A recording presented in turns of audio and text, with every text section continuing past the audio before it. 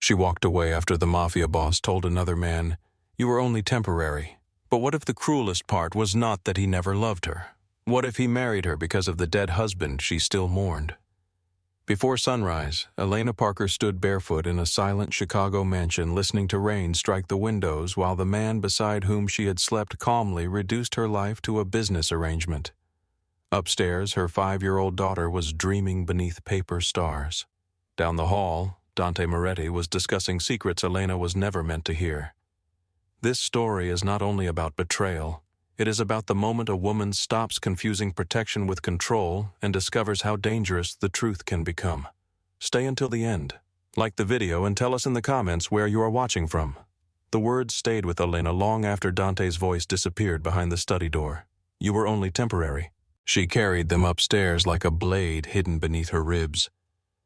Every step through the mansion felt unfamiliar now, though she had walked those marble halls for 14 months. The paintings seemed colder. The chandeliers burned too brightly. Even the silence had changed, stripped of comfort and exposed for what it had always been. Control. In Sophie's bedroom, a small lamp cast golden stars across the ceiling. Her daughter slept beneath a pale blue blanket, one hand curled around a stuffed rabbit Daniel had bought before she was born. Elena stood beside the bed and listened to Sophie breathe. That sound steadied her. For one dangerous moment, she wanted to march downstairs, throw open the study door, and demand that Dante look her in the eyes while repeating every word. She wanted to ask when he had decided she was temporary. Before the wedding, before the proposal, before the first time he had held Sophie's hand crossing a street. But anger was loud. Survival was quiet. Elena had learned that difference long before she met Dante Moretti. She opened Sophie's closet and pulled a small suitcase from the top shelf. She packed only what mattered. Warm clothes, medicine, Sophie's favorite pajamas, the rabbit. Then Elena entered the bedroom she shared with Dante. The room looked untouched, almost ceremonial. The bed had been made by someone else. The curtains were drawn to the exact same height on both sides. Dante's cufflinks rested in a silver tray. His watch sat beside them, heavy and expensive, its hands moving with perfect indifference. Elena crossed to the vanity. She removed her wedding ring. For several seconds, she held it between her fingers. Dante had placed it there in front of nearly 200 guests inside a cathedral filled with white roses. He had spoken slowly when he promised loyalty. His voice had not shaken. His eyes had never left hers. At the time, Elena had mistaken certainty for truth. She set the ring on the marble surface. It made a small sound. Nothing else in the room changed. She opened the bottom drawer and removed a leather folder containing Sophie's birth certificate, her own passport, Daniel's death certificate, and the deed to the bakery. Beneath those papers was an envelope of cash she had built slowly, $20 at a time, then 50, then 100 whenever the bakery had a strong week. Dante had once discovered her counting it. He had leaned against the office door and smiled. You know you never have to worry about money again. Elena had folded the bills and placed them back inside the envelope. I know. Then why keep that? Because it is mine. Something had passed through his expression that day. Not anger, not quite. More like surprise that a thing under his roof might remain outside his control. He had kissed her forehead and said nothing more. Now Elena took the envelope. As she lifted the folder, a small brass key slid from beneath it and struck the floor. She bent to pick it up. A faded paper tag hung from the ring. Union Storage 314. The handwriting belonged to Daniel. Elena stared at the letters until they blurred. She did not remember placing the key in the drawer. She did not remember Daniel ever mentioning Unit 314. Union Storage had once held boxes from their old apartment, but after his death, she had believed everything had been moved to a rented warehouse on the south side. She turned the tag over. The back was blank. Downstairs, Dante laughed at something Victor said. Elena closed her hand around the key. The sound of his laughter no longer felt distant. It felt close enough to touch. She finished packing. At 4:17 in the morning, Elena woke Sophie. Her daughter opened her eyes slowly. Mommy, I need you to get dressed. Is it school? No. Sophie pushed herself upright. Curls tangled around her face. Are we going somewhere? Elena knelt in front of her. Yes. Where the truthful answer was that she did not know. Instead, Elena touched her daughter's cheek. Somewhere that belongs to us. Sophie studied her with the serious expression children wore when they understood more than adults wanted them to. Is Dante coming? Elena's throat tightened. No. Sophie looked toward the hallway. Is he mad? I do not know. Are you? Elena almost smiled. Yes. Sophie nodded as if that made sense. She climbed out of bed and reached for the clothes Elena had placed on a chair. They moved through the mansion without turning on the main lights.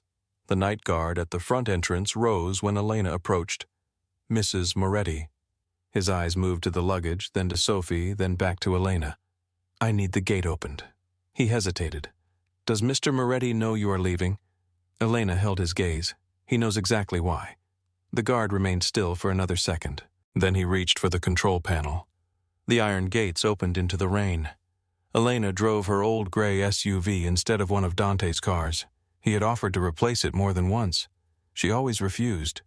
The vehicle smelled faintly of cinnamon from years of bakery deliveries, and one of the air vents made a clicking sound whenever the heat was turned on. Dante hated that sound. Elena had always loved it. It reminded her that something did not need to be flawless to be dependable. Chicago was nearly empty before dawn. Streetlights reflected across wet pavement. The towers of downtown disappeared into low clouds. Snow from the previous week had turned gray along the curbs. Sophie sat quietly in the back seat, hugging her rabbit. Elena kept checking the mirror. No headlights followed them through the first 3 turns. None followed when she crossed the river. Only when the mansion was far behind them did Elena allow herself to breathe. The bakery stood on a quiet street in Pilsen between a flower shop and a family-owned grocery store. The painted sign above the entrance read, Parker House Bakery in faded gold letters. Dante had once suggested changing the name. Moretti carries more weight in this city. Elena had looked at him across the dinner table. That is why I am keeping Parker. He had smiled, but he had not found the answer amusing. She parked in the alley and led Sophie through the rear entrance. Inside the bakery was dark and cold. The display cases were empty. Metal trays rested in careful stacks near the ovens. Flour dust lingered in the air, soft and familiar. Elena turned on a single light over the kitchen. Sophie looked around. Are we sleeping here upstairs? The little apartment? Yes. Sophie glanced toward the ceiling. The apartment above the bakery had been Elena's first real home with Daniel. They had painted the kitchen yellow because he claimed Chicago winters needed resistance. Sophie's height marks were still penciled beside the pantry door. After Elena married Dante, she had kept the apartment furnished, though he saw no reason for it. You have 12 rooms now, he had told her. I only need one place that is mine. This is your place. He had gestured around the mansion. Elena had wanted to believe him. Now she carried their bags upstairs. The apartment smelled closed and dusty, but it did not feel hostile. Elena opened the curtains. Early morning light entered the room in a pale wash. Sophie walked directly to the kitchen wall. Her height marks began at age 2. She placed her hand beside the most recent line. I am taller now. You are. Can we make a new one? Elena found a pencil in the drawer. Sophie stood with her back straight while Elena marked the wall above her head. There. Sophie turned to inspect it. A smile appeared. It was the first one Elena had seen since waking her. Can we stay here?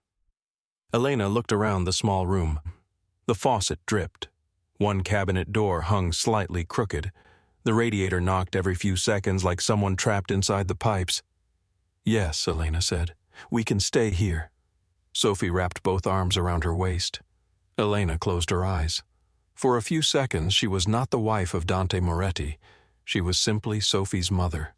Before Dante, before the mansion, before silk dresses and guarded gates, Elena's life had been measured in smaller things. Coffee brewed before sunrise, bread rising beneath clean towels, bills arranged by due date, Daniel reading newspaper drafts aloud while she kneaded dough, Sophie asleep in a basket beside the bakery counter because they could not afford full-time childcare. They had been tired often. They had been afraid of money. They had argued about Daniel working too late and Elena refusing to hire more help. But the apartment had been alive. Daniel left books open on every surface. He forgot to close cabinet doors. He drank coffee until midnight and complained that he could not sleep. On Sundays, he cooked eggs badly and insisted the burned edges added character. He was not an easy man to live with near the end. His investigation had changed him. He began checking the street before leaving the bakery. He stopped discussing work in public. Some nights he arrived home after Sophie was asleep and went directly to the window. Elena would wake and find him standing in the dark. "What are you looking at? Nothing." "Daniel." He would turn and smile. "I am just being careful." She had heard those words so many times that they stopped sounding like a warning. 3 weeks before he died, Elena found him replacing the lock on the bakery office. "Did something happen?" "No." "Then why are you doing that?" "The old lock was weak. It worked yesterday." He had tightened a screw without looking at her. "Elena, please." She remembered the silence that followed. She had been angry, not frightened. Angry. She told him she was tired of being treated like a child. She told him that whatever story he was chasing was following him home. She told him Sophie deserved a father who was present even when he stood in the same room. Daniel listened without interrupting. Then he put down the screwdriver. "I am doing this for you." "No. You are doing this because you cannot stop." He looked hurt. At the time, Elena believed the hurt came from being misunderstood. Now she wondered whether it came from knowing she was right. The night before his death, Daniel had kissed Sophie twice. He stood at the apartment door longer than usual. Elena was washing dishes. "You are going to miss your train," she said. "I am driving. In this weather, I will be careful." She almost asked him to stay. Instead, she handed him a travel cup. He took it and touched her face. "I love you." Daniel said those words often, but something in his voice made Elena turn. He was already walking down the stairs. At 2:14 in the morning, a state trooper called. Daniel's car had crossed 2 lanes, struck a barrier, and gone over the edge of an elevated section of Interstate 90. The official report blamed rain speed and poor visibility. Elena did not question it. Grief reduced the world to simple tasks. Identify the body, call his mother, choose a suit, explain death to a child too young to understand why adults could disappear. The police told Elena there was no evidence of another vehicle. The insurance company agreed. Daniel's editor described the crash as tragic. Everyone spoke with such certainty that Elena borrowed it. 8 months later, Dante walked into the bakery. He arrived alone, though Elena would later learn that men were watching from a black sedan across the street. He wore a dark coat with rain on the shoulders. Maya was working the register. Dante ordered an espresso and a lemon pastry. He sat near the window for almost an hour. Elena noticed him because he never looked at his phone. People like Dante usually entered a room expecting it to rearrange itself around them. He did not demand attention. He allowed attention to find him. When Sophie dropped a box of crayons beside his table, he bent to help her. She stared at the scar near his thumb. "Did that hurt?" "A long time ago. Did you cry?" Dante considered the question. "Probably." Sophie seemed satisfied. Elena approached and apologized. "There is nothing to apologize for." His eyes moved briefly toward Daniel's photograph behind the counter. "You are Elena Parker." It was not a question. She stiffened. "Do I know you? No. My foundation sponsored the neighborhood winter drive last year. Your bakery donated food." Elena remembered the event. She did not remember Dante. He introduced himself. The name Moretti carried meaning in Chicago. Some people associated it with luxury towers and hospital donations. Others lowered their voices when they spoke it. Elena knew only that Dante Moretti owned half the redevelopment projects near the river and had enough influence to make city officials return his calls. She expected arrogance. Instead, he thanked her for the coffee and left a normal tip. He returned 2 days later. Then again the following week. He never flirted openly. He asked about the bakery. He listened when Elena spoke. He remembered that Sophie hated strawberries and loved chocolate. When a brick shattered the front window one night, Dante appeared before the police did. Elena stood outside in her coat, staring at broken glass scattered across the floor. "How did you know?" she asked. Dante looked toward the street. "I was nearby." He arranged for the window to be replaced by morning. He refused payment. A month later, Sophie developed a severe cough. The earliest appointment Elena could get with a specialist was 6 weeks away. Dante made one phone call. A doctor saw Sophie the next morning. He did not ask Elena to thank him. That was part of his power. He gave without appearing to collect. Over time, his presence began to feel less like intrusion and more like relief. He took Elena to quiet restaurants where no one interrupted them. He never pushed her to discuss Daniel, but when she did, he listened without jealousy. "I am not asking you to forget him," Dante said once. They were walking along the lake after dinner. Wind moved through the trees. Elena kept both hands inside her coat pockets. "What are you asking? For you to believe your life did not end with his?" The words reached the part of her grief that had begun to feel like guilt. When Dante proposed, Elena did not feel the dizzy happiness she had once felt with Daniel. She felt safe. At the time, safety seemed close enough to love. The wedding took place 11 months after they met. Dante insisted on a cathedral ceremony. The newspapers called it a union between one of Chicago's most prominent businessmen and a beloved local widow. Elena disliked the description. She was not beloved. She sold coffee and bread. But Dante's public relations team shaped the story carefully. Photographs showed him holding Sophie's hand. Articles praised Elena's resilience and Dante's devotion to family. She now understood that the image had value. A respectable wife softened Dante. A grieving widow made him appear compassionate. A child made him look human. The marriage also gave him access to every private corner of her life. Daniel's boxes, Daniel's accounts, Daniel's memories. Elena sat alone at the apartment table as the realization settled around her. The brass key lay in front of her. By 8 in the morning, Maya arrived. She unlocked the bakery, turned on the lights, and immediately noticed Elena's SUV in the alley. Maya came upstairs without knocking. She stopped in the doorway. Elena was still wearing the same clothes from the mansion. Sophie slept on the sofa beneath an old quilt. 2 suitcases stood near the wall. Maya looked at Elena. "What happened?" Elena wrapped both hands around a cup of coffee she had not touched. "I left Dante." Maya closed the door. "Did he hurt you? No. Did he threaten Sophie? Not directly." Maya sat across from her. "What does that mean?" Elena stared into the coffee. "It means I heard him tell Victor that I was temporary, that the marriage was never real, that Sophie was not his responsibility." Maya's face hardened. "I always hated him." "No, you did not. I was willing to tolerate him because you looked less tired." Elena gave a weak laugh. Maya reached across the table. "Is that all?" Elena looked up. Maya knew her too well. "No." She placed the brass key between them. He asked Victor whether they had found what Daniel left behind. The room became still. Maya looked toward Sophie. "What did Daniel leave? I do not know. Do you think Dante does? I think Dante married me because he believed I did." Maya leaned back slowly. "Call the police. I do not know which police I can trust." The answer surprised them both. Elena had not said it aloud before, but once spoken, it felt undeniable. Dante's reach extended through city offices, construction boards, unions, and charities. His photograph appeared beside judges, commissioners, and police commanders. Maya lowered her voice. "What are you going to do?" Elena closed her fingers around the key. "Open the unit. Not alone. I cannot take Sophie. She stays with me." Elena looked toward the sofa. Sophie had turned in her sleep. One small hand rested against her cheek. "If Dante comes here, he will find me standing between him and that child. Maya, I mean it." Elena believed her.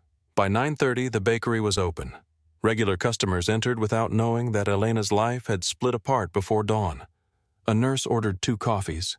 A construction worker bought a bag of rolls. An older man complained that the weather made his knees ache. The ordinary rhythm of the room felt almost cruel. Elena stood behind the counter for 20 minutes because she needed to remember how her own hands worked. Grind the beans, steam the milk, fold the paper bag, count the change. Her body knew the sequence even while her mind remained inside Dante's study. "You were only temporary." At 10, Elena called the school and said Sophie was sick. At 10:15, she moved the cash envelope into the locked office. At 10:30, she checked the street through the reflection in the pastry case. A black sedan sat across from the flower shop. The driver's face was hidden by the angle of the windshield. Elena looked away before he could know she had seen him. She went upstairs and changed into jeans, boots, and Daniel's old wool coat. The coat was too large. It still carried the faint smell of cedar from storage. She slipped the key into the inner pocket. When she returned downstairs, Maya stood beside the rear door. "You saw the car?" "Yes. Do you recognize it?" "No, that does not mean anything." "No," Elena said. "It means exactly what I think it means." She kissed Sophie and crouched in front of her. "I need to go out for a little while. Can I come?" "Not today." Sophie looked disappointed. "Will Dante be there?" Elena paused. "No." It was the first answer she had given all morning that felt certain. She left through the kitchen and crossed the alley without looking back. Union Storage was 40 minutes away near the Calumet River, surrounded by warehouses, rail lines, and vacant lots where weeds pushed through broken concrete. The sky had turned the color of steel. Elena parked near the office. Before getting out, she checked every mirror. No black sedan, no familiar car. Only a delivery truck idling near the gate. Inside, a young clerk sat behind thick glass. Elena slid the brass key beneath the opening. "I need access to Unit 314. The clerk typed the number. His expression changed. Name, Elena Parker. He looked at the screen again. "This unit has not been opened in almost 3 years. Who has been paying for it?" The clerk read something silently. "I cannot release account details without identification." Elena handed him her license. He compared the photograph to her face. Then he printed a form. The account holder listed is Daniel Parker. Elena felt the floor tilt beneath her. Daniel Parker is dead. The clerk looked uncomfortable. "The payments are automatic. From what account I cannot see that. Can anyone else access the unit?" He shook his head. "Only the registered holder or the person named in the emergency authorization." "And who is that?" The clerk turned the form around. Her name appeared beneath Daniel's. Elena signed. The clerk opened the security gate. Unit 314 stood at the end of a narrow corridor lit by buzzing fluorescent tubes. Elena stopped in front of the metal door. For a long moment she could not move. The key felt warm in her hand. Daniel had touched it. Daniel had placed her name on the account. Daniel had expected a day when she would stand here without him. She inserted the key. The lock opened with a heavy click. Elena raised the metal door. Dust moved through the pale light. Inside were boxes from their old apartment. Sophie's crib, a broken lamp, Daniel's winter boots, bundles of newspapers tied with string. Nothing looked dangerous. Nothing looked important. Then Elena noticed a steel case beneath a gray tarp at the back of the unit. She stepped inside. The door rattled softly behind her. Elena turned. No one stood in the corridor. She faced the steel case again and pulled away the tarp. A second lock waited beneath the dust. The brass key fit. When the lid opened, Elena saw Daniel's handwriting covering the first black notebook. Beneath it were photographs, financial records, audio drives, and a sealed envelope bearing her name. Elena touched the envelope. Her heart struck hard against her chest. Outside, somewhere beyond the storage walls, a car door closed. Elena lifted her head and listened. The sound outside did not come again. Elena remained still beside the open steel case, one hand resting on the envelope with her name. The fluorescent light above her flickered once, filling the storage unit with a thin electric hum. She listened for footsteps. Nothing. Only the distant groan of a truck moving somewhere beyond the outer wall. Elena closed the steel case halfway and stepped toward the corridor. She looked left, then right. Empty. The metal doors of the surrounding units stood shut beneath the hard white lights. At the far end of the hallway, the security gate remained closed. She returned to Daniel's case. Her name had been written in black ink across the envelope. Not Lena, the name Daniel had used when he wanted to make her laugh. Elena, formal, deliberate. The way a man addressed someone when he was afraid his words might become evidence. She slid one finger beneath the seal. Inside were 6 handwritten pages. The first sentence made her sit down on the concrete floor. "Elena, if you are reading this, then I either failed to come home or someone entered your life who knew too much about me." Her eyes moved back over the line. Someone entered your life. Dante's face rose in her mind. The first afternoon at the bakery, his dark coat, the rain on his shoulders, the calm interest in his voice when he said her name. "You are Elena Parker." Not a question, a statement, Recognition disguised as introduction. She forced herself to keep reading. Daniel wrote that his investigation had begun with a series of city construction contracts. The same companies kept winning bids even when they submitted higher prices. Inspectors approved buildings with serious safety violations. Union leaders who resisted were replaced, arrested, or frightened into silence. At the center of those contracts stood Moretti Development. Daniel had believed the company was corrupt. Then he discovered it was only the visible layer. Money moved through shell companies, private lenders, luxury properties, and charitable foundations. Some of it came from extortion, some from illegal waste disposal, some from businesses forced to pay for protection, some from city funds redirected through fraudulent redevelopment projects. Dante Moretti appeared nowhere important on paper. That was what made him dangerous. His name stayed clean while everyone beneath him became disposable. Daniel had spent 14 months tracing the network. He listed officials, attorneys, contractors, police officers, and union representatives. Several names were familiar to Elena from newspaper photographs beside Dante at charity dinners. Near the bottom of the second page, Daniel's handwriting became tighter. I made the mistake of believing the investigation was protected because federal agents were involved. It was not. Every time a search was discussed, records disappeared within 48 hours. Every time a witness agreed to speak, Moretti knew before we could move them. Elena stopped reading. The storage corridor suddenly felt colder. She looked toward the entrance again. Dante did not simply know powerful men. He had men inside those places designed to stop him. Daniel continued. I do not know how deep the leak goes. I only know local law enforcement cannot be trusted and at least one member of the Joint Task Force is compromised. There is one man I still believe in. Ethan Cole. Do not contact him from your phone. Do not give him everything. Make copies before you trust anyone. Elena swallowed. Even dead Daniel was still telling her to be careful. The final page was different. It was not about evidence. It was about her. I should have told you the truth. I told myself silence would protect you, but silence only left you unprepared. If I do not return, do not let anyone convince you that you imagined the danger. Do not let grief make you surrender your judgment. You notice more than people realize. Tell Sophie I loved every ordinary day with her. And Elena, whoever comes after me, ask yourself why he came.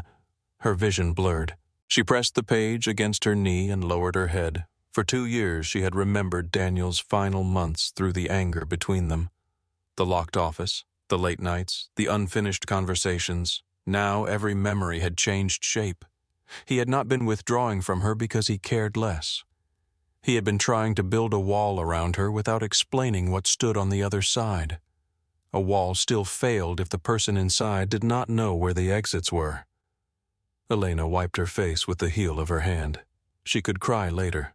For now, she needed to understand what Daniel had left. The black notebooks were organized by date. Daniel had always written by hand first. He trusted paper because paper did not send signals, could not be remotely erased and revealed when a page had been removed. The earliest entries recorded business names and property addresses. Lakeview Holdings, Ashland Municipal Partners, Ronan Environmental Services, Westbridge Community Foundation. At first, the records appeared ordinary. Construction payments, consulting fees, property transfers. Then Daniel drew lines between them. Money entered one company through a city contract. It left through another as a loan. The loan funded a luxury apartment purchase made by a third company. Days later, a city official received a payment from a private trust connected to the apartment seller. Daniel had written beside the pattern, "Not laundering," to hide the source. Laundering to reward loyalty. Elena photographed each page with her prepaid phone.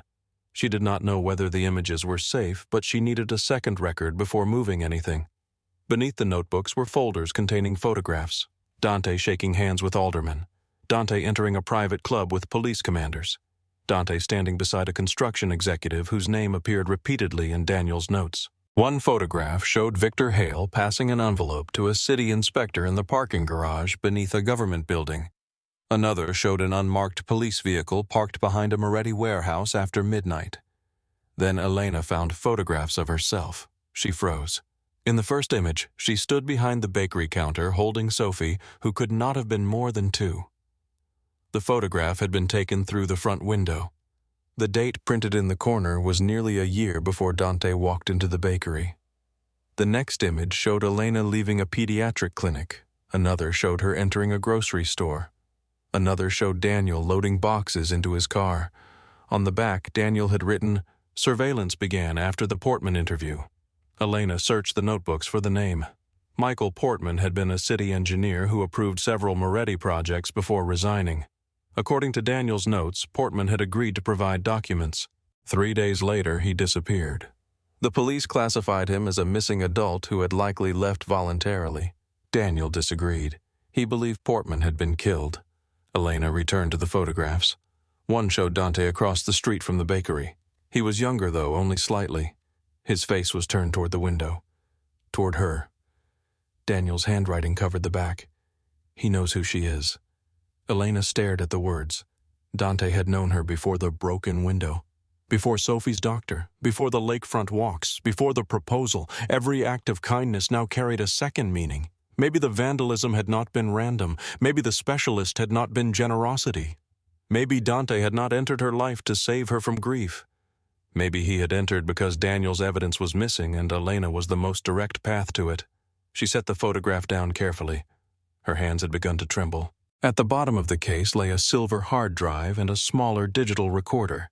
The hard drive required a password. Elena tried Daniel's birthday. Incorrect. Their wedding date. Incorrect. Sophie's birthday. Incorrect. She stopped. Daniel never used obvious passwords. He used memories that looked like numbers only to the people inside them. Elena thought of the note in the letter. "Tell Sophie I loved every ordinary day with her." The first time, Sophie had called Daniel Daddy. They were sitting in the bakery kitchen while he fed her small pieces of banana. Elena had written the date inside the cover of Sophie's baby book. October 11th. She entered the numbers. The drive opened. Folders filled the screen. Financial, City Hall, Police, Portman, Moretti, Failsafe. Elena opened the Moretti folder. An audio file appeared first. She inserted one earbud and pressed play. For several seconds there was only static and the muffled sound of a restaurant. Then Dante spoke. Elena knew his voice instantly. Calm, low, controlled. A second man asked whether an inspector had been paid. Dante answered, "Move it through Lakeview Holdings. He receives the rest after the report disappears." The man lowered his voice. "What about the tenants? They were given notice. One is refusing to leave." A pause. Then Dante said, "Give him a reason." The recording ended. Elena stared at the screen. She remembered the building. A 6-story apartment block on the west side had burned 2 years earlier. News reports blamed faulty wiring. One elderly tenant died. Moretti Development purchased the land after the ruins were cleared. Daniel had saved the articles. He had written 3 words across the first page. Fire was leverage. Elena listened to the recording again. Dante did not sound angry. That was worse. He sounded like a man approving a minor expense. She opened another file. A video appeared. Daniel sat inside the bakery office, the same room where she had watched him work hundreds of nights. He looked tired. His beard had grown in unevenly. A bruise darkened one side of his jaw. Elena touched the screen. Daniel looked directly into the camera. "Elena, if you are watching this, I am sorry." His voice nearly broke her. "I should have told you sooner. I kept thinking I could finish before the danger reached home. I was wrong." He explained that someone had followed him from a meeting near the Federal Building. A car forced him into another lane on the expressway, but he managed to exit before losing control. He reported the incident to Detective Mark Dugan, the officer assigned as local liaison to the Joint Task Force. By the next morning, Dante's people knew exactly where the attempted collision occurred. Daniel no longer trusted Dugan. He did not know whether Dugan was the leak or merely part of it. "I am meeting Ethan in 3 weeks," Daniel said. "He believes he can move the investigation outside Chicago. If that happens, we may finally have a chance." Daniel looked away from the camera. When he faced it again, his eyes were wet. "I know you think I chose the story over you." Elena covered her mouth. "I chose it because men like Moretti count on people deciding that truth is too expensive." I kept telling myself I could pay the price alone. He leaned closer. I was wrong about that too. The screen went dark. Elena sat motionless. Daniel had recorded the video 4 days before his death. The official report said he had lost control in bad weather, but the photograph of his damaged car in the police file showed a long scrape across the driver's side. Elena had been told it came from the barrier. Now she was no longer certain. A vibration passed through the floor. This time it was followed by footsteps. Elena closed the laptop and returned everything to the steel case except Daniel's letter, one notebook, the hard drive, and the photographs of herself. The footsteps moved closer. Slow, unhurried. She looked around for another exit. There was none. The metal corridor outside the unit narrowed toward the security gate. If someone blocked it, she would be trapped. Elena slipped the digital recorder into her coat pocket and stood beside the opening. A shadow crossed the floor. A man appeared in the corridor. He wore a Navy maintenance jacket and carried a clipboard. He looked at Elena, then at the open unit. Everything all right? She studied him. Mid-40s, clean hands, expensive shoes beneath cheap work trousers. Not maintenance, I am fine. He smiled. Unit give you trouble, no? His eyes moved past her toward the steel case. You have not been here before. Elena kept her face neutral. Do you ask every customer that just making conversation? He took one step closer. Elena raised her phone. I am recording you. The smile faded slightly. He looked at the phone, then at her. Mrs. Moretti, you should be careful carrying things that do not belong to you. Her pulse struck hard. She had given the clerk her name as Elena Parker. This man called her Mrs. Moretti. Elena pressed the emergency call button on the prepaid phone, though she did not know whether the signal was strong enough inside the building. What is your name? He ignored the question. Your husband would prefer to handle this privately. He is not my husband anymore. No court has said that. His voice remained polite. That is the kind of detail Mr. Moretti pays people to remember. Elena stepped backward, positioning herself between the man and the case. What does Dante think is in here? The man's eyes narrowed. That depends on what you found. So Dante did not know. Not yet. Elena forced herself to breathe slowly. If I do not leave this building in 10 minutes, copies of everything go to a reporter.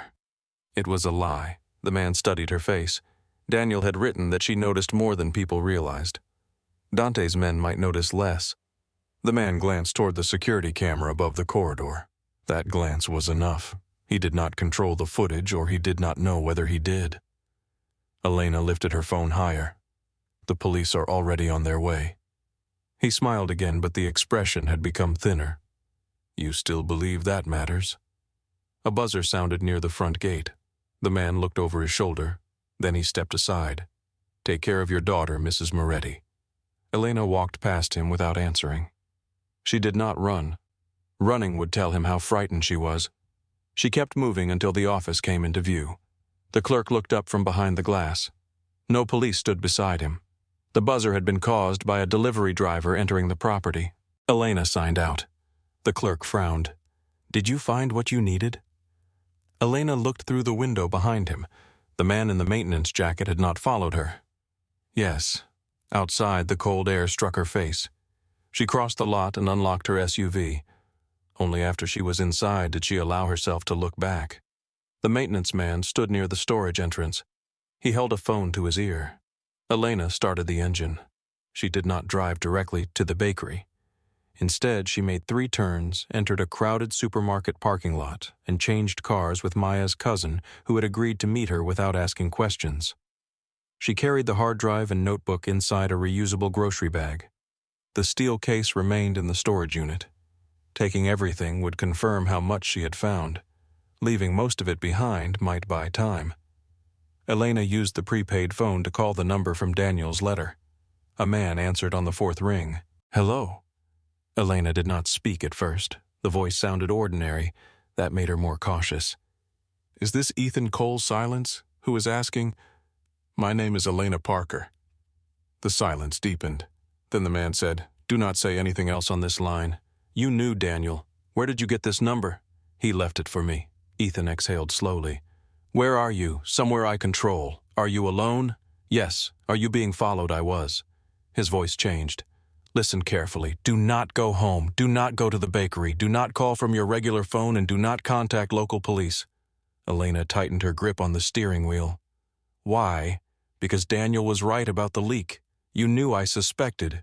Did you know he was in danger? Ethan did not answer immediately. That hesitation carried its own confession. Elena's voice hardened. Did you know he was going to die? No. But you knew someone was following him. Yes. And you let him keep working. I did not control Daniel. You were the federal agent. I was one agent inside a compromised operation. Elena closed her eyes. The anger came so quickly that it steadied her. I found his files. Ethan stopped breathing for a second. How much enough? Do not give them to anyone. I am not giving them to you. That is not what I said. It is what you meant. Another silence. Then Ethan spoke more carefully. Daniel trusted me.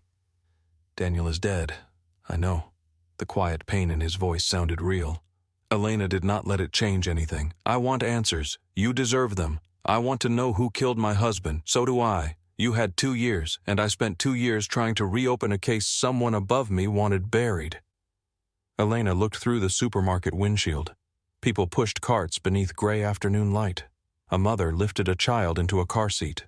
A man returned bread to the trunk of his car. The world continued with offensive normality. Meet me at the bakery at 4 a.m, Elena said. That is not secure. It is the only place where I know every door. I need to choose the location. No, Elena, if you bring anyone, I leave. If I see a vehicle twice, I leave. If you touch the evidence before I understand what you knew, I send it somewhere you cannot reach. Ethan remained quiet. Then he said, Daniel said you noticed everything. Elena looked at the hard drive inside the grocery bag. Daniel underestimated how much. She ended the call. At 4 the next morning, the bakery lights remained off. Elena watched the street from the apartment above while Maya slept beside Sophie in the back room. A dark sedan stopped 2 blocks away. A man stepped out and walked the remaining distance. He wore a plain black coat and carried nothing in his hands. He paused beneath the bakery awning and looked directly toward the second-floor window. Elena moved away before he could see her. She went downstairs and unlocked the side door. Ethan Cole entered alone. He was taller than he appeared in Daniel's photograph. His hair was shorter now, and fatigue had settled deeply around his eyes. He removed his coat slowly and placed his identification on the counter. Elena did not touch it. Turn around. Ethan looked at her. Why? So I can check whether you are armed. I am armed. Then put the weapon on the floor. That is not going to happen. Then leave. For a moment, neither moved. Ethan reached beneath his coat, removed the gun carefully, and placed it on the tile. Then he turned. Elena checked his coat and waistband. When she stepped back, he faced her again. You learned that from Daniel Good. She photographed his identification and sent the image to an encrypted email address. Ethan noticed. You prepared. I survived Dante's house for 14 months. Preparation was the only thing there that belonged to me. She led him into the locked office. The hard drive rested on the desk. Ethan saw it and stopped. His face lost color. That is Daniel's. You recognize it. I gave it to him. Elena folded her arms. Start talking. Ethan looked toward the door. Is Sophie here? She is safe. That was not my question. It was not one I planned to answer. He nodded once, then he sat. Ethan explained that Daniel had approached federal investigators after discovering links between Moretti Development and several city officials. At first, the evidence appeared limited to bribery and bid manipulation. Then Daniel found financial records connecting Dante's companies to extortion arson and illegal dumping. The task force planned a search. 2 days before the warrant was executed, every relevant server was replaced. A witness disappeared. A warehouse was emptied overnight. Someone had warned Dante. We narrowed the leak to 6 people, Ethan said. 3 federal, 3 local. Was Detective Dugan one of them? Ethan's eyes sharpened. Where did you get that name, Daniel's video? Ethan looked at the hard drive again. Yes, Dugan was one of them. Is he still a detective? Yes, then why was he never arrested? We had suspicion, not proof. He handled Daniel's crash. I know. Elena leaned forward. Was it an accident? Ethan did not hide behind procedure this time. No. The word landed quietly.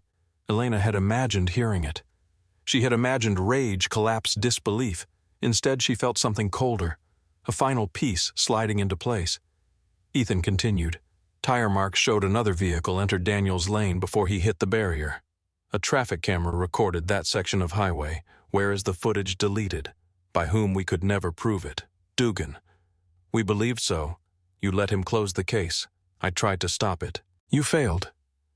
Ethan absorbed the accusation without looking away. Yes, the honesty unsettled her more than denial would have. Elena placed Daniel's letter on the desk. He trusted you, I know. He told me not to give you everything. A flicker of pain crossed Ethan's face. That sounds like Daniel. It sounds like a man who knew your operation was compromised. It was, and may still be. Ethan did not answer. Elena slid one photograph toward him. It showed Dante watching the bakery before they met. Ethan studied it. Where was this in Daniel's case? Do you know the date she told him? Ethan looked at her. That was 2 weeks after Portman disappeared. Michael Portman. You know the name. I read Daniel's notes. Ethan set the photograph down. Portman was going to testify. He believed Moretti had city inspectors approving unsafe buildings in exchange for payments. He disappeared before we could move him. Daniel thought Dante began watching me after that. He probably did. Elena's voice dropped. Dante married me to find the files.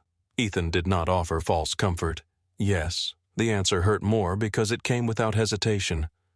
Elena looked toward the dark bakery beyond the office door. Every conversation with Dante replayed in fragments. His interest in Daniel's work, his questions about storage boxes, his suggestion that she move everything from the bakery into the mansion. The night she found him standing inside Daniel's old office. He had claimed he was looking for her. She had believed him. Ethan reached toward the hard drive. Elena pulled it away. Do not. We need to copy it. I already did.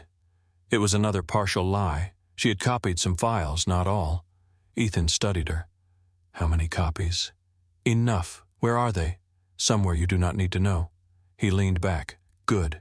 Elena had expected frustration. Instead, he almost sounded relieved. You are not going to demand them. I am going to ask for access. I am also going to tell you not to trust me completely. She narrowed her eyes. Why? Because Daniel was right. We still do not know how far the leak goes. Outside the office, the refrigerator motor clicked on. The sound seemed enormous in the silence. Ethan continued. If Dante knows you opened the unit, he will assume you found something. He will start with money, then legal pressure, then surveillance. If none of that works, he will threaten someone close to you. Elena thought of Sophie sleeping upstairs. He already sent a man. Ethan went still. Where at the storage facility? What did he look like? She described him. Ethan wrote nothing down. He listened with the concentration of someone building a picture in his head. When she finished, he asked, what did he say that Dante wanted to handle it privately? Anything else? He told me to take care of my daughter. Ethan's jaw tightened. We need to move Sophie. No, Elena. No one moves her without my permission. She is already a target. She was a target before I knew it. That does not make her safer now. Elena looked at him across the desk. Then give me a reason to trust your protection more than Dante's. Ethan said nothing. She continued. I want an investigation outside local command. I want Daniel's death reopened. I want a written record of every person who touches these files. I want protection for Maya and Sophie. And I want confirmation that Detective Dugan is nowhere near this case. You are asking for decisions above my authority. Then call someone with more. This will take time. Daniel gave you time. The words struck him. Ethan looked down at the photograph of Daniel. When he raised his eyes again, something had changed. I can get you temporary protection today. I can request an independent review and move the evidence through a separate federal office. I cannot promise charges. I did not ask for promises. What are you asking for? Elena placed her hand over the hard drive. A chance to finish what Daniel started. Ethan looked at her for a long moment. Then he nodded.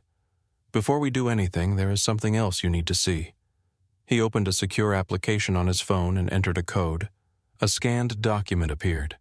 It was a vehicle report from the night Daniel died. The report listed paint transfer found on the driver's side of his car, black automotive paint. The laboratory matched it to a luxury SUV manufactured in limited numbers. One of those vehicles had been registered to a Moretti subcontractor. It was reported stolen the morning after Daniel's death. Elena read the page twice. Why was this not in the final police report? It was removed. By Dugan. His authorization code was used. Elena handed the phone back. Ethan opened another file. A still image from a toll camera showed a black SUV entering the expressway 7 minutes behind Daniel. The driver's face was unclear. The passenger was not. Victor Hale sat in the front seat. Elena's skin went cold. Victor had stood in Dante's study less than 24 hours ago. He had heard Dante call her temporary. He had known why. "Does Dante know you have this?" she asked. "No." "Are you sure?" "No." The answer was immediate, honest, terrifying. Ethan locked the phone. "We cannot assume any evidence inside the system is secure." Elena looked at the hard drive. "Then the system does not get the only copy." "No." For the first time, they agreed without argument. A faint sound came from the bakery. Both of them turned. The front door handle moved once. Then again. The shop was still closed. Ethan reached for his gun on the floor. Elena switched off the office light. A shadow crossed the frosted glass beyond the hallway. Someone stood outside the bakery, waiting. The shadow remained motionless beyond the frosted glass. Ethan lifted one finger to his lips. Elena did not need the warning. The bakery was dark except for a thin line of light beneath the kitchen door.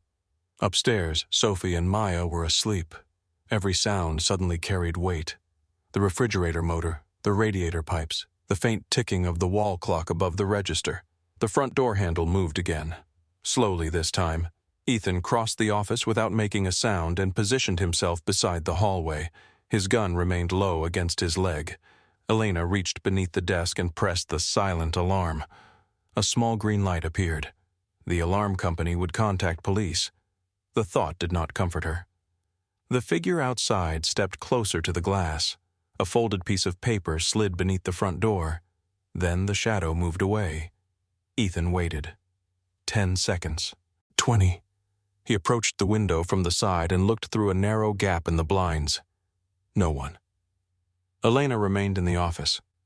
"Check the alley." He moved toward the rear entrance. She followed far enough to watch him inspect the kitchen, the stairwell, and the back door. No one had entered. When he returned, Elena walked to the folded paper. Ethan stopped her. "Do not touch it. It is paper. It could still carry evidence." He pulled a pair of gloves from his coat pocket and opened the note on the counter. There were 6 typed words. "You found what does not belong to you." Below them was a photograph. Sophie leaving school 3 days earlier. Her pink backpack was visible. So was the hand of the teacher walking beside her. Elena felt the room narrow around her. Ethan studied the image. "This was taken before you left the mansion. He was watching her while I still lived with him." "Yes." Elena looked toward the ceiling. Maya and Sophie were directly above them. He knew I might leave, or he wanted a record of her routine. The distinction made no difference. Ethan placed the photograph inside an evidence sleeve. "We move them now." Elena looked at him. "Where a secure apartment, controlled by people you already admitted may be compromised, controlled by a separate federal unit. You said the leak may still reach inside the system. I said we do not know. That is not better." Ethan stepped closer. "Standing here is worse." The first police car arrived 7 minutes later. 2 officers entered through the front. The older one introduced himself as Sergeant Nolan. The younger officer remained near the door and looked around the bakery with too much interest. Elena recognized him. He had attended one of Dante's charity dinners at the mansion. She remembered him laughing beside Victor. Nolan asked whether anything had been stolen. No. "Did you see who left the note?" No. Then it may be difficult to establish a threat. Elena looked at the photograph inside Ethan's evidence sleeve. "A stranger photographed my daughter." "That does not prove the person intended harm." Ethan's expression hardened. It was delivered with a threatening message. Nolan glanced at Ethan's identification. "We can take a report. That is all Elena asked. For now." The younger officer's eyes moved toward the locked office. Elena noticed. So did Ethan. Nolan handed her a card and said a detective would contact her later. As the officers walked toward the door, Elena spoke. "Officer." The younger man turned. "Have we met?" His face remained blank. "I do not believe so. You were at Dante Moretti's winter fundraiser." A pause. Then he smiled politely. A lot of officers attend community events. He left. Ethan watched the patrol car disappear. We are moving now. This time Elena did not argue. They woke Maya first. She listened without interrupting while Elena explained only what mattered. Someone had photographed Sophie. The bakery was no longer safe. They had to leave before the morning traffic began. Maya looked toward the sleeping child. "Where are we going?" Ethan answered. "A temporary federal residence." Maya folded her arms. "I did not ask you." Elena touched her shoulder. "He is helping. That is not the same as trusting him." "No," Elena said. "It is not." Sophie woke while Elena was packing. Her eyes moved from the bags to Ethan standing near the door. "Are we going somewhere again?" Elena sat beside her. "Yes, because of Dante, there was no gentle lie left that would help. Yes." Sophie looked down at the stuffed rabbit in her lap. "Does he know where we are?" Elena brushed the hair from her face. "He will not know where we are going." Sophie looked at Ethan. "Are you police federal investigator? Is that like police sometimes? Do you have a gun?" Ethan glanced at Elena before answering. "Yes." Sophie thought about it. "My daddy did not like guns. I know." The words made Elena look at him. Ethan lowered himself until he was at Sophie's eye level. "Your father was very brave." Sophie hugged the rabbit more tightly. "Did you know him?" "Yes. Did he like you?" Ethan's mouth almost formed a smile. "Most days." That answer seemed to satisfy her. The secure apartment was located above a dental office in a quiet neighborhood near Lincoln Square. It had 2 bedrooms, plain furniture, and windows that faced an alley. The locks were new. The walls were bare. A bowl of plastic fruit sat on the kitchen table. Elena hated it immediately. The apartment was safe in the way hospital rooms were safe, clean, controlled, and empty of anything human. Ethan placed his phone on the table. "This location is known to 4 people, names Elena said. He gave them to her. 2 agents from his office. 1 supervisor from another district. 1 protection coordinator. No local police number Dugan not informed. Maya checked every room. Sophie stood beside the window. There is no bakery smell." Elena came behind her. "No. Can we go home tomorrow?" Elena rested her hands on Sophie's shoulders. "We will see." Sophie hated that answer. She had begun hearing it too often. Ethan left 1 agent outside the building and another in an unmarked car across the street. Before leaving, he placed a small box on the kitchen table. Inside were crayons and a wooden train. Sophie touched the train. "Did you buy this?" "Yes." "Why? Because waiting is boring." She looked at Elena. "Can I keep it?" Elena nodded. Ethan moved toward the door. "Elena, I need the drive." "No. I need to begin authentication. You can examine a copy here. We do not have the equipment. Bring it." He looked at her for a moment. "You still think I might disappear with it?" "I think Daniel disappeared after trusting people who said they needed more time." Ethan accepted the answer. "I will bring the equipment." After he left, Maya turned to Elena. "You believe him, some of what he says. That was not my question." Elena looked through the window toward the alley. "I believe he feels guilty. Guilt does not make someone safe." "No."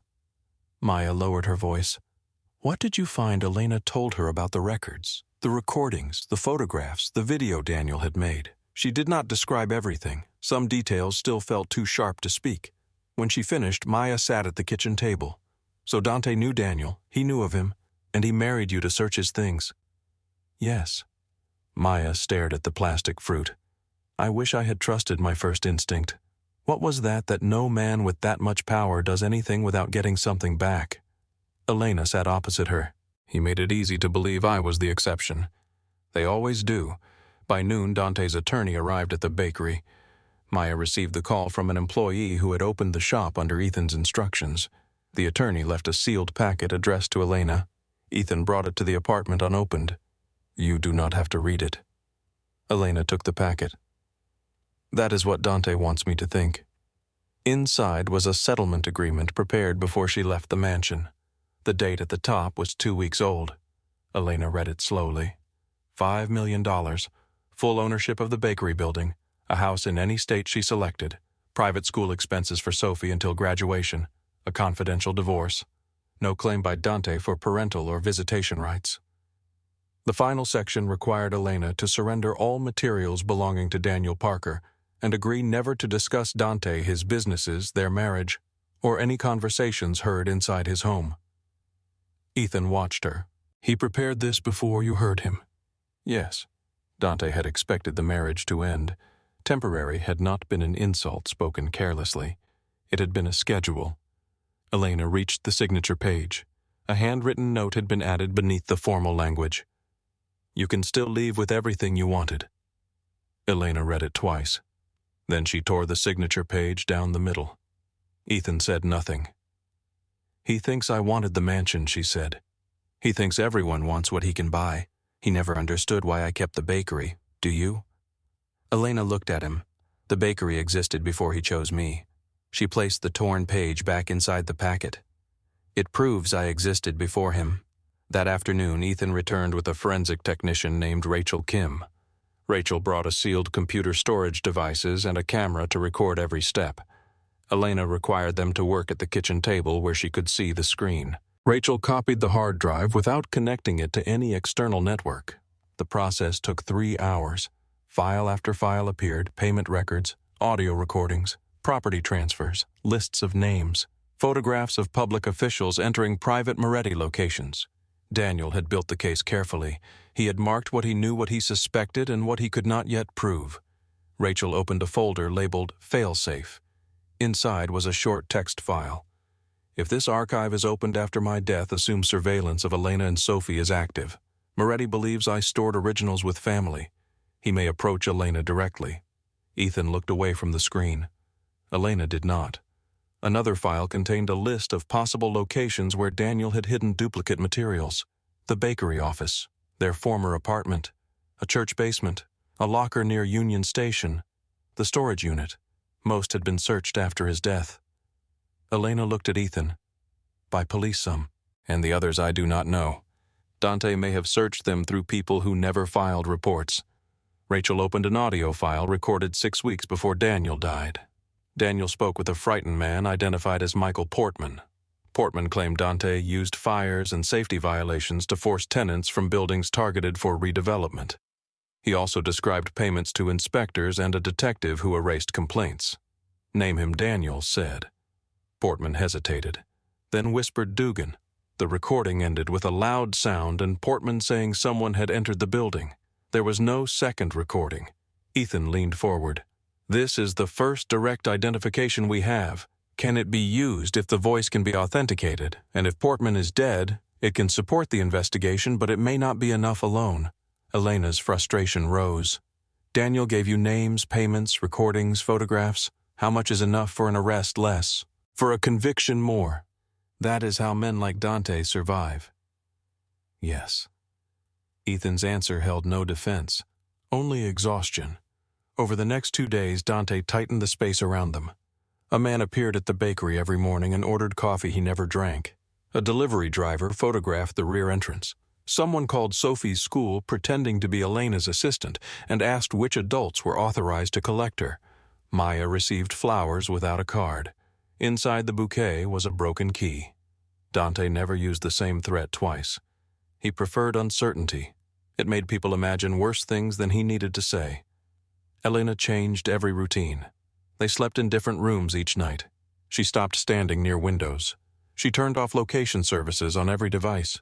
She created 3 encrypted copies of Daniel's files and hid them in places Ethan did not know. One went to a safety deposit box under Maya's name. One went to an attorney outside Illinois. One remained inside the bakery wall behind Daniel's old photograph. At night, Sophie began waking from dreams. She would stand in Elena's doorway holding the rabbit. Can I sleep with you? Elena always moved aside. One night, Sophie lay awake staring at the ceiling. Did Dante ever love us? Elena felt the question in the darkness. I do not know. He bought me the bicycle. Yes. He taught me chess. Yes. Maybe he loved us a little.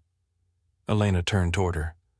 Sometimes people can care about you and still do things that are not safe, Sophie thought quietly. Daddy was safe. The certainty in her voice nearly broke Elena. Yes, she whispered. Daddy was safe. The next morning, a man wearing a dark windbreaker entered the bakery. Maya called Elena immediately. He says Ethan sent him. Elena was already reaching for her coat. What name, Paul Mercer? Ethan stood across the apartment reviewing documents. Elena put the call on speaker. Did you send Paul Mercer? His face changed. No. Maya's voice dropped. He says he is here to move Sophie. Ethan grabbed his gun. Lock the rear door. Do not let him leave with anyone. Elena was already moving. Ethan caught her arm. You are not going back. My daughter is there. Sophie is here. Elena stopped. Sophie was in the bedroom with Rachel. The man had gone to the bakery because he believed Sophie had returned to school or because he wanted Maya to reveal where she was. Ethan spoke into the phone. Maya pressed the alarm. Keep distance. Do not challenge him. The line became muffled. Then Maya said, He is walking toward the kitchen. Elena heard a door close. A man's voice followed. Where is the child? Maya answered.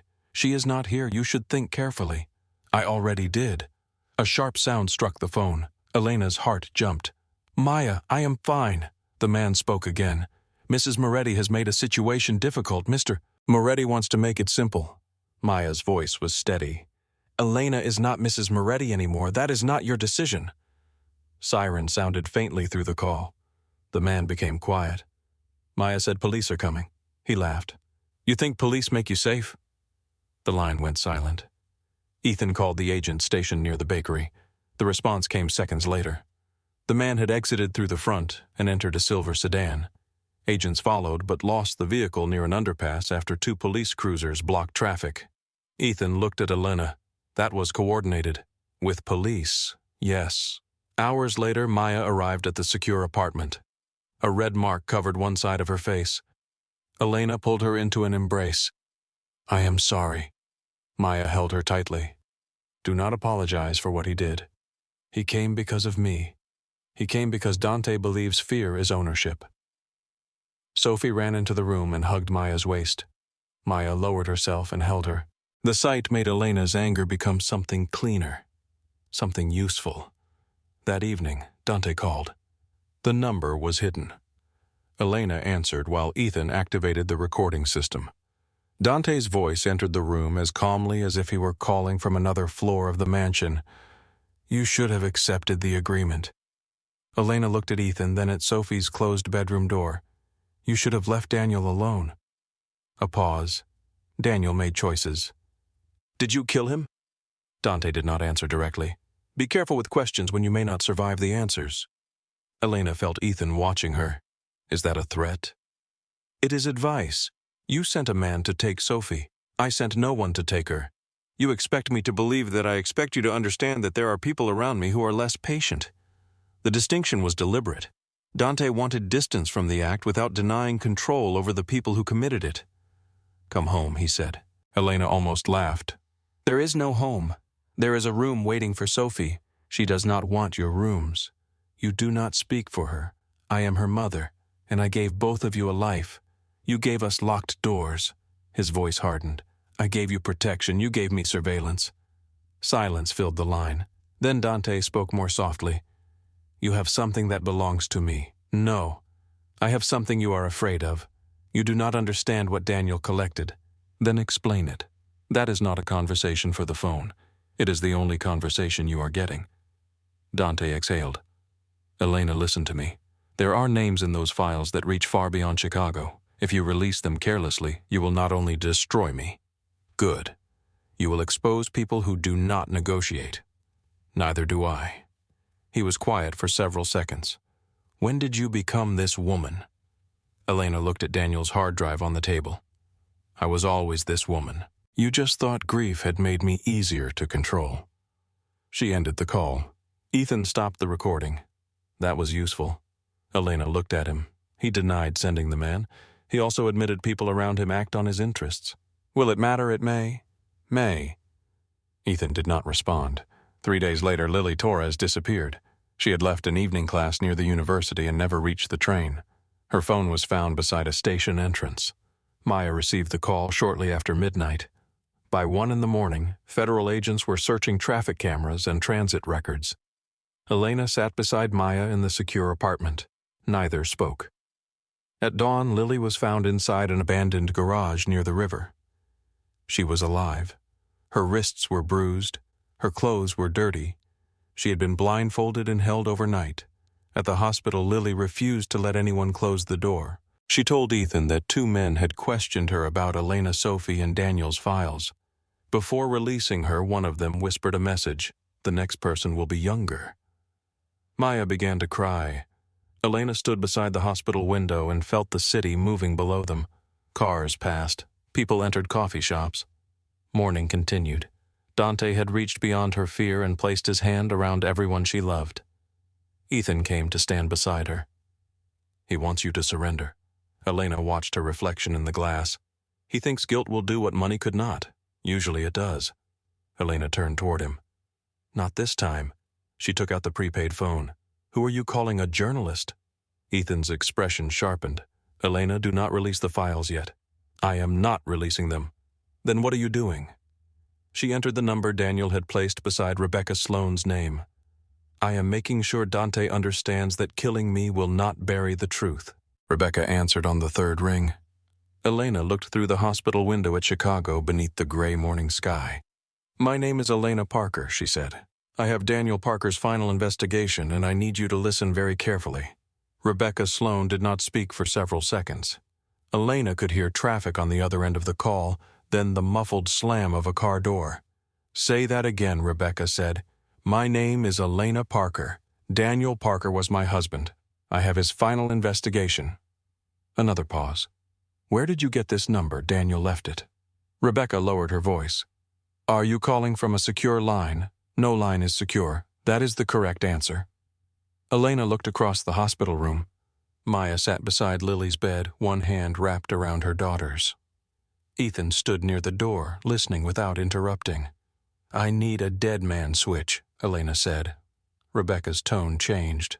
"You know what that means? It means copies go public if I disappear, if my daughter disappears, or if anyone connected to me is harmed. It also means you lose control once the system is activated. I stopped having control the day Dante Moretti entered my bakery." Rebecca became quiet again. Then she said, "Meet me in person." Ethan shook his head. Elena ignored him. "Where? Not over the phone. Check your messages in 10 minutes. Bring no original material." The call ended. Ethan stepped forward. "You are not meeting her alone." "Elena is not alone," Maya said. Everyone looked at her. Maya did not move from Lily's bedside. "She has us. That is why Dante keeps trying to hurt everyone around her." Ethan's expression softened, but his voice remained firm. "Rebecca Sloane has published investigations that embarrassed federal agencies. She does not trust law enforcement." "Neither do I," Elena said. "That does not make her safe." "No. It makes her useful." 10 minutes later, the prepaid phone received an address: a laundromat in Bridgeport.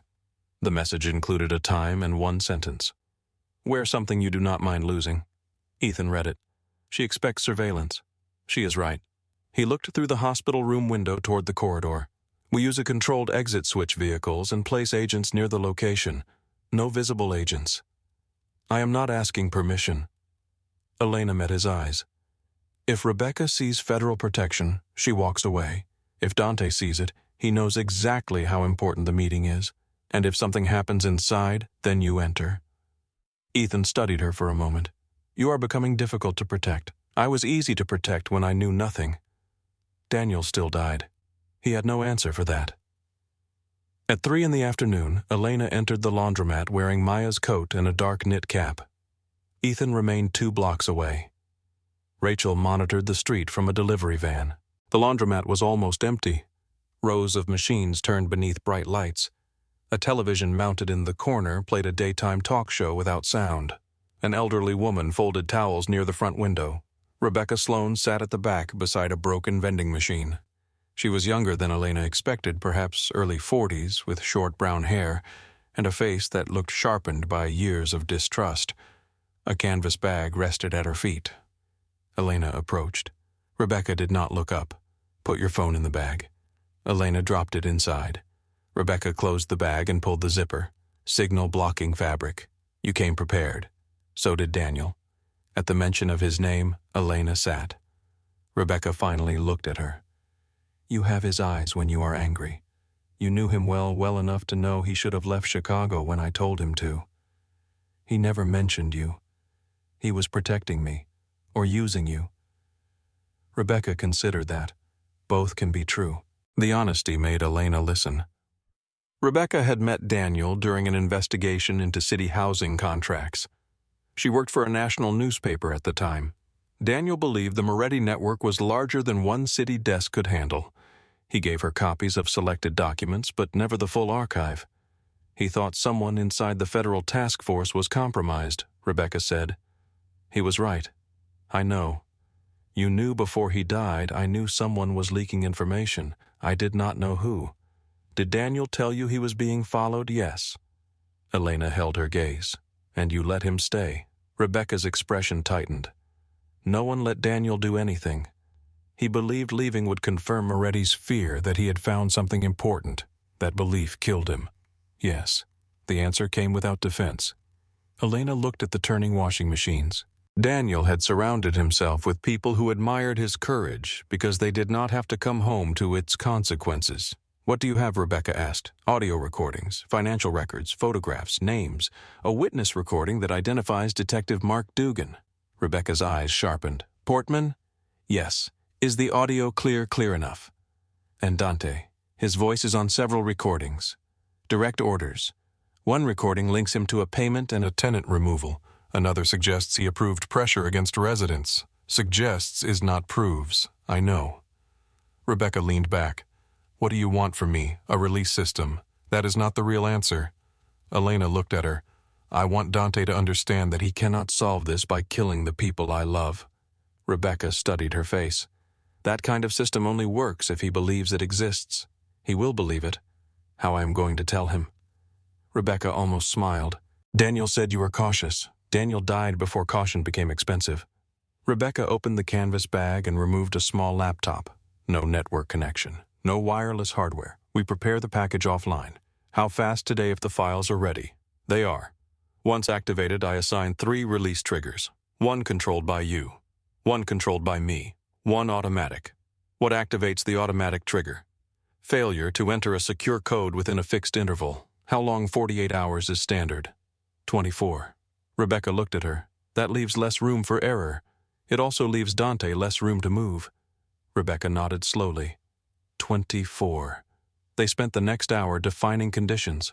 If Elena failed to authenticate, if Sophie disappeared, if Maya or Lily suffered another attack, if Ethan was removed from the case without explanation, if any known copy of Daniel's files was seized, Rebecca would send selected evidence to 5 newspapers, 2 nonprofit investigative organizations, 1 federal inspector general, and 3 attorneys outside Illinois. Not everything would be released at once.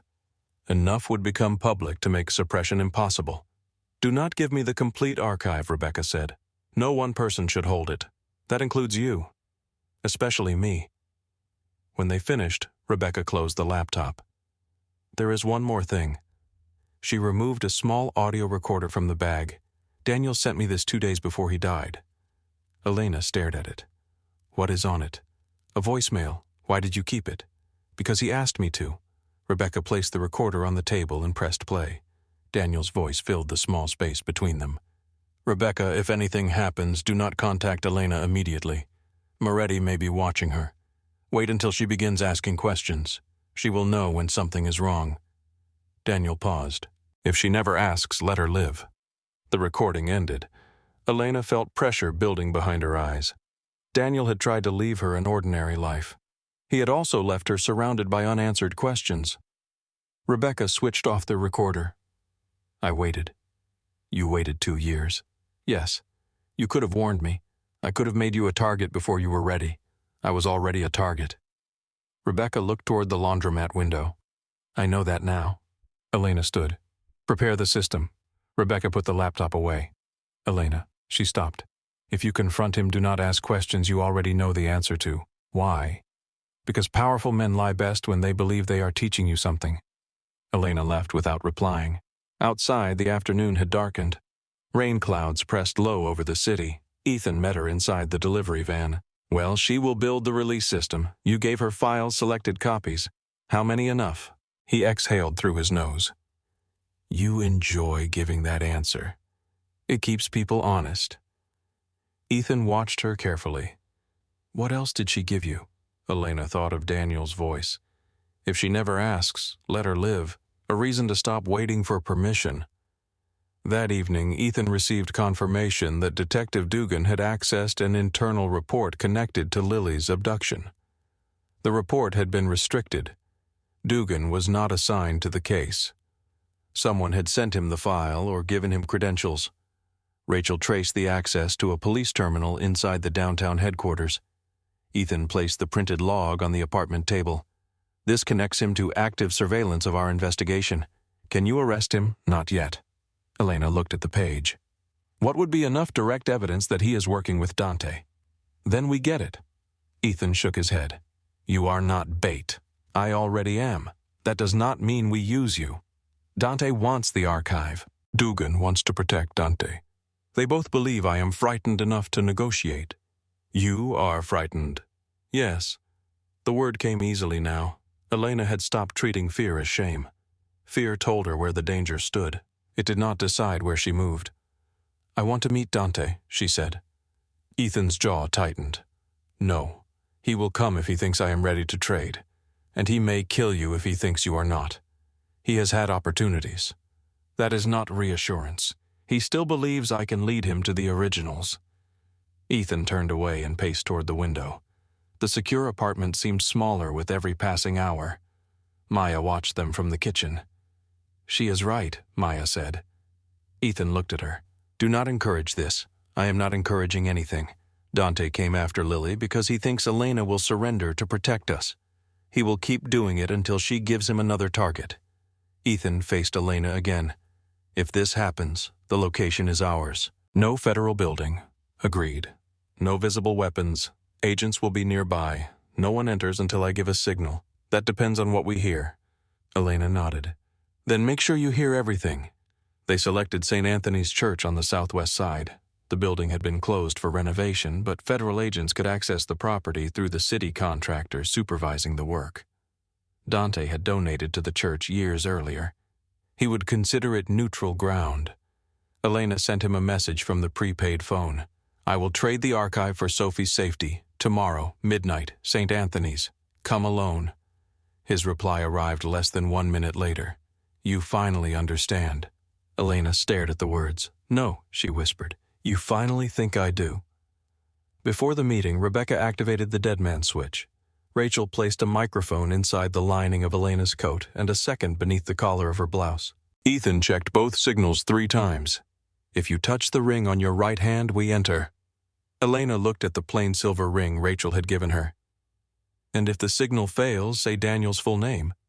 Elena buttoned her coat. Dante will know, that is the point. Maya stood near the door. She had not slept. Elena. Elena turned. Maya crossed the room and embraced her. Come back. I will. Do not say it like Daniel did. The word stopped her. Maya pulled away. Do not make it sound like a promise you cannot control. Elena held her eyes. I will do everything I can to come back. Maya nodded. That is honest. At 11:58, Elena entered St. Anthony's through the side door. The church smelled of dust, old wood, and cold stone. Renovation cloth covered the pews. Scaffolding climbed one wall. Moonlight entered through stained glass windows and scattered muted colors across the floor. Dante stood near the altar. He had come alone, at least visibly. He wore a black overcoat and dark gloves.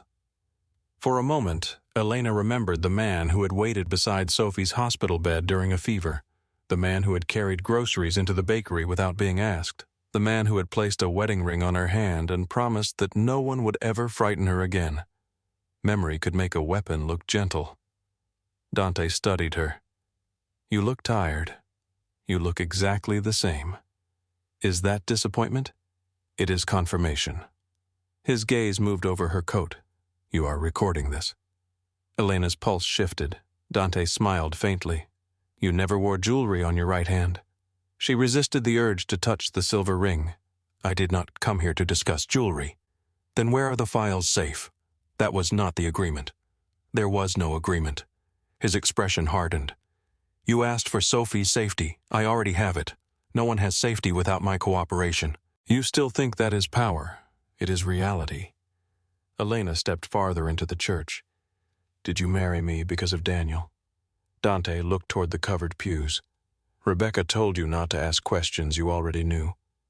Elena felt a flash of surprise. He knew about Rebecca. Dante saw it. You still underestimate how much I know, and you overestimate how much you control. Where is the archive? Why did you marry me? He removed one glove slowly. When I first approached you, I believed Daniel had left the evidence in your possession, so the broken bakery window was yours. No, the doctor I helped Sophie because she was sick. You made one phone call because you needed me to trust you. Both things can be true. The answer echoed Rebecca's words. Elena hated that truth could belong to people like him too. You watched us for a year. I watched Daniel. You photographed my daughter. I ordered surveillance. I did not select every photograph. That is how you excuse everything. You give the order, then blame the hands that carry it out. Dante stepped closer. I protected you after Daniel died. You searched my life. I kept others from searching it first. You married me. Yes. Why his face changed? For the first time, some of the control left his expression. Because the evidence was missing. Because Daniel trusted no one. Because you were the only person he might have prepared. And when you found nothing, I waited. For what? For you to remember. Elena almost laughed. You thought grief had hidden a secret inside me. I thought Daniel had left you a key, a phrase, a location. He did. Dante became still. There it was. The hunger beneath the calm, where Elena looked toward the altar. You called me temporary. His gaze remained fixed on her. You heard that conversation, yes. Then you heard only part of it. What part would make it better? Dante moved closer until only a few feet separated them. You were temporary at first. The words entered the church softly.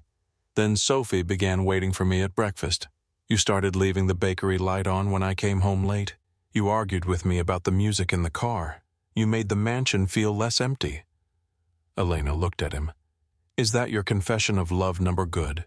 Because love does not require surveillance. His jaw tightened. I did not expect to care for you, but you still planned the divorce. I prepared options. You prepared my exit before I knew I was being removed. I prepared money, property, and protection. You prepared silence. Dante said nothing. Elena continued. Did Victor kill Daniel? His eyes shifted. Barely. It was enough. Victor handled a problem Daniel created. The microphone beneath Elena's collar seemed suddenly too loud. What does handled mean? You know what it means. Say it. Dante's gaze sharpened. You want a confession for the men listening outside? Elena did not move. You came anyway, because I wanted to see whether you had become foolish. And no. The answer held something close to regret. You became dangerous. Elena stepped nearer. Daniel was dangerous too. Daniel did not understand limits. Did you order Victor to force his car off the road? Dante looked towards the stained glass windows. I ordered. Daniel stopped. Elena's heart struck hard. Stopped how I did not ask for details. But you knew. I knew Victor solved the problem. The words hung between them. Direct enough. Cold enough. Ethan and every agent outside had heard them. Elena forced herself not to touch the ring. Detective Dugan erased the evidence. Dante's silence confirmed more than denial would have. You paid him. Dugan has been useful. Useful enough to help abduct Lily. Dante's expression changed. I did not authorize that. But your people did it for you. I told you some men are less patient. You created those men. I control them. No, you point them toward people, then pretend their violence belongs only to them. Dante moved suddenly. His hand closed around Elena's wrist. She did not scream. You are standing in a dark church threatening to destroy men whose names you do not understand, and you are holding the hand of the woman who can expose them. His grip tightened. Where are the originals? Elena looked into his eyes. Everywhere. Dante searched her face. He saw the truth, not the locations, the certainty. Copies existed beyond him. Killing her would no longer solve anything. His hand loosened. You built a release system. Yes. With Rebecca, yes. How often do you have to confirm? Elena smiled for the first time. You are finally asking a question I will not answer. A sound moved through the church. A shoe against stone. Dante turned toward the side aisle. Victor emerged from behind the scaffolding. He had not come alone. A second man stood beside him, Detective Mark Dugan. Dugan held a gun. Dante's face hardened. "I told you to wait outside." Victor looked at Elena. "She is wired." Dugan raised the weapon toward her. "We need to end this now." Dante stepped between them. "No." Dugan stared at him. "She has enough to bury everyone. She has a release system. Then we find the trigger. You will not touch her." Victor's eyes narrowed. "This is why everything went wrong. You forgot what she was." Elena looked at Dante. Temporary. A solution. A path to Daniel's files. But now Dante stood between her and the gun. Not because he had become good, because even monsters could become possessive of the things they had once intended to use.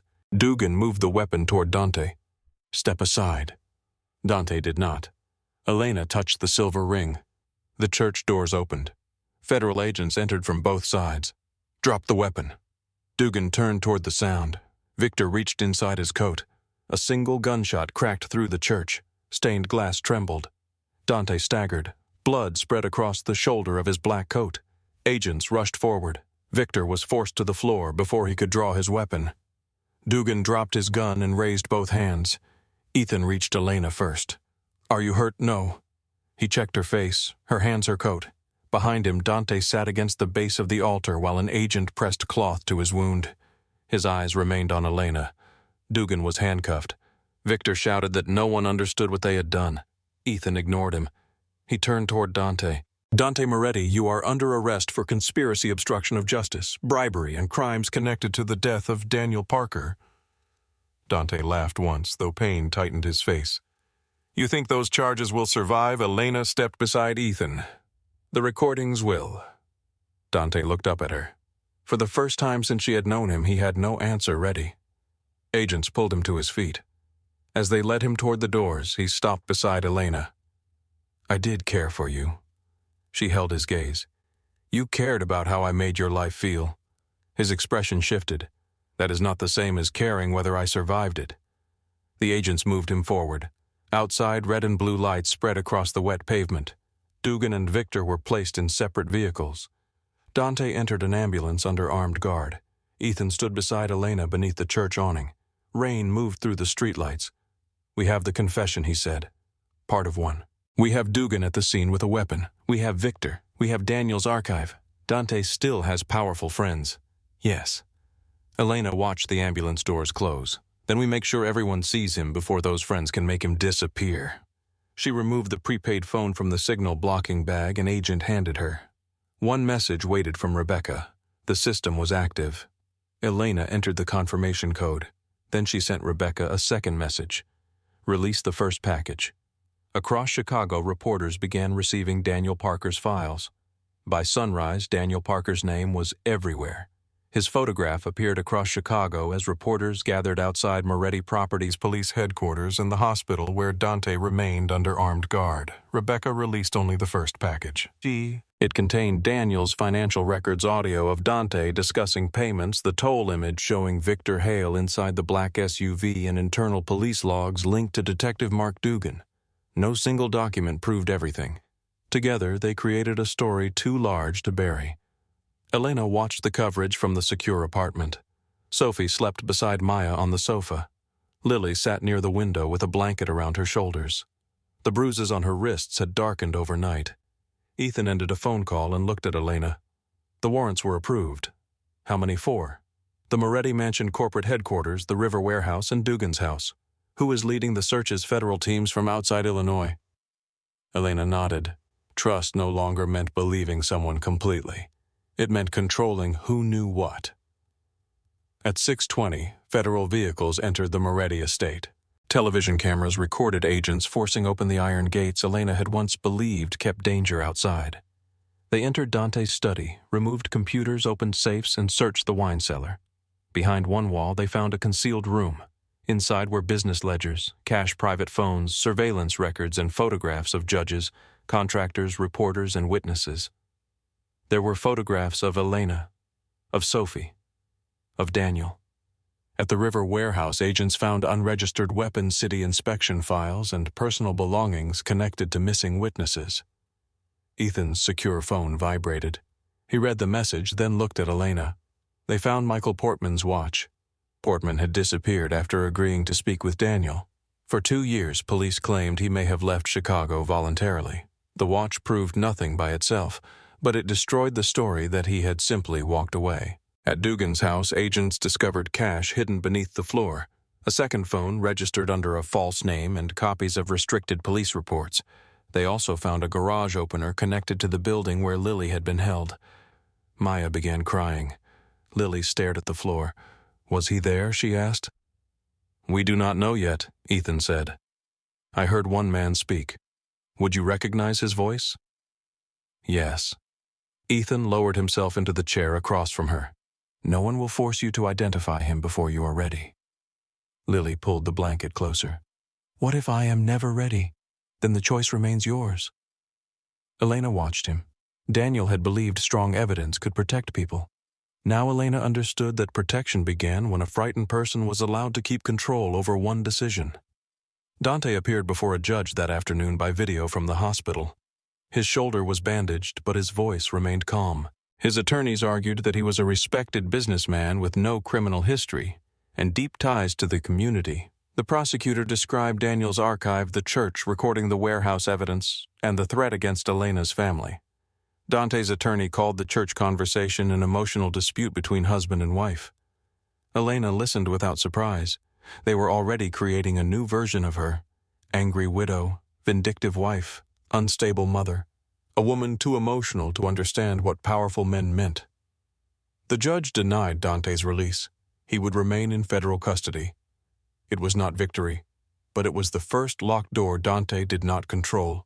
Victor refused to cooperate. Dugan requested an attorney immediately. Within 2 days, 3 Moretti executives began negotiating with prosecutors. By the end of the week, 7 people were speaking. Fear changed once Dante could no longer promise protection. Assistants remembered calendars.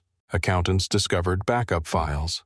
Contractors explained payments they had once called consulting fees. Each person claimed to know less than the evidence suggested. Each blamed someone above him. The organization had survived through shared silence. Now everyone wanted to speak first. 9 days after the church meeting, Elena returned to the bakery. The tables stood where she had left them. An open bag of flour remained in the kitchen. Maya's coffee cup was still beside the register. Everything looked ordinary. Nothing felt untouched. Sophie ran upstairs and returned holding her stuffed rabbit. Can we stay here now? Elena looked around the apartment. The secure residence had better locks. The mansion had guards. Neither had felt like home. Yes, she said. We can stay. The bakery reopened on Monday. A line formed before sunrise. Some customers came for bread. Others came because they had seen Elena on the news. Maya placed a handwritten sign beside the register. We serve coffee, not interviews. Lily laughed when she saw it. It was the first real laugh since her abduction. Elena stood in the kitchen and pressed her hands into the dough. Press, fold, turn. For the first time in weeks, nothing in front of her contained a hidden recording, a code, or a dead man's warning. It was only bread. That simplicity felt sacred. The investigation continued for 8 months. Dugan eventually agreed to cooperate after prosecutors confronted him with the phone records, the money in his house, and the garage connection. He admitted warning Dante about search warrants. He admitted removing evidence from police files. He admitted approving the deletion of traffic footage from Daniel's crash. He also admitted meeting Victor the night Daniel died. According to Dugan, Dante ordered Victor to stop Daniel before he reached Ethan. Dante never used the word kill. He did not need to. Victor understood the order. After Daniel's car struck the barrier, Victor called Dante. Dante then contacted Dugan. The final crash report was written before Daniel's vehicle had been completely examined. Elena read Dugan's confession alone inside the bakery office. For years, one question had lived inside her grief. Had Daniel been frightened during the final seconds? The evidence could not answer. No court could. She had spent years wishing she had stopped him from leaving that morning. Now she understood that regret was another way of trying to change something already lost. She had not known. Daniel had not told her enough. The blame belonged to the men who chose violence, not to the woman washing dishes when her husband walked out the door. Dante's trial began 11 months after his arrest. The government presented financial records, witness testimony, surveillance images, property documents, audio files, and the church recording. Dante sat at the defense table in a dark suit. For one brief moment, Elena saw the man who had walked into her bakery in the rain, the man who held Sophie's crayons, the man whose voice had sounded gentle enough to trust. Then she remembered Daniel's photographs. Dante had been watching her long before she ever saw him. On the fourth day, Elena took the witness stand. The prosecutor asked about Daniel, the marriage, the storage locker, the archive, Lily's abduction, and the church. Elena answered every question. During cross-examination, Dante's attorney approached her. "You received a financial settlement offer from Mr. Moretti, correct?" "Yes." "An offer worth several $1,000,000. "Yes." "And you rejected it because you were angry." "I rejected it because it required me to surrender evidence and remain silent." "But you were angry." "Yes." The attorney paused. Elena continued. "I was angry that my husband had been murdered. I was angry that my daughter had been watched. I was angry that Mr. Moretti used marriage to search my life." The attorney changed direction. "Mr. Moretti paid for Sophie's medical care." "Yes, he gave you housing and security." "Yes." "Then the relationship was not merely an arrangement." "No. It became more complicated than the arrangement he planned. Because he loved you." Elena looked toward Dante. His eyes remained fixed on her. Then she faced the jury. "He may have cared about what we gave him. That did not stop him from using us. Love does not turn surveillance into concern. It does not turn silence into protection." The courtroom became still. Dante was convicted of racketeering, conspiracy, bribery, obstruction, witness, intimidation, and crimes connected to Daniel's death. Victor was convicted separately. Dugan received a reduced sentence for cooperation. More than 20 officials, executives, officers, and contractors were charged. The Moretti companies were dismantled. Some properties were sold. Others were transferred into housing trusts for families Dante's businesses had displaced. No verdict could repair every life. But Dante's power was gone. 1 year later, Chicago officially corrected Daniel's death record. It no longer described his death as an accident. A plaque was placed inside the newspaper office where he had once worked. Daniel Parker, reporter. He followed the truth when powerful people demanded silence. Elena attended the ceremony with Sophie. Sophie read the words slowly. Was Daddy famous? No, but people know him. They know what he did. Sophie touched the plaque. Was he scared? Probably. Then how was he brave? Elena knelt beside her. Being brave does not mean you are not scared. Outside, Ethan waited with 2 cups of coffee. He no longer worked in Chicago, but he returned often. At first, his visits were connected to the case. Later, they were not. He handed Elena a cup. "No sugar. You remembered." "I notice more than people realize. That line belonged to Daniel. He would complain if I did not credit him." Sophie came down the steps. "Can Ethan come to dinner?" Elena looked at him. Ethan lifted his coffee. "I was told there would be pasta." There is always pasta when Sophie invites people without asking. So yes, Sophie asked. Elena looked toward the street. She no longer believed safety came from walls, guards, money, or powerful names. Sometimes safety was only a bakery door locked at night, a friend who refused to leave, a child sleeping in the next room, a man who answered honestly even when the truth made him look weak. "Yes," Elena said, "he can come." Months later, Ethan stood beside her in the bakery kitchen while rain moved against the windows. Sophie slept upstairs. The ovens were cooling. Ethan leaned against the counter. "Daniel first questioned me in that chair. What did he ask? Whether I was brave enough to lose my career. What did you say? I hoped it would not come to that. And did it, for a while." Elena wiped flour from the counter. Daniel never liked uncertain answers. "No." Ethan watched her. "Do you have questions for me?" "Yes. Ask. Will you answer honestly? I will try. That is not certainty." "No." Elena smiled. "Good." He stepped closer, but he did not touch her. He waited. Elena closed the distance herself. Their first kiss was quiet. No cathedral, no promises designed to close every exit. Only warmth inside a bakery kitchen while rain touched the windows and the city continued beyond the glass. Later, Elena went upstairs to check on Sophie. Her daughter slept beneath paper stars taped to the ceiling. The stuffed rabbit rested beside her. Daniel's final letter lay on the kitchen table. Elena no longer carried it everywhere. She no longer needed to read it every night. She pulled Sophie's blanket higher, turned off the lamp, and closed the door gently. Downstairs, Ethan waited beneath the soft bakery lights. Elena followed the smell of bread into the life she had chosen for herself.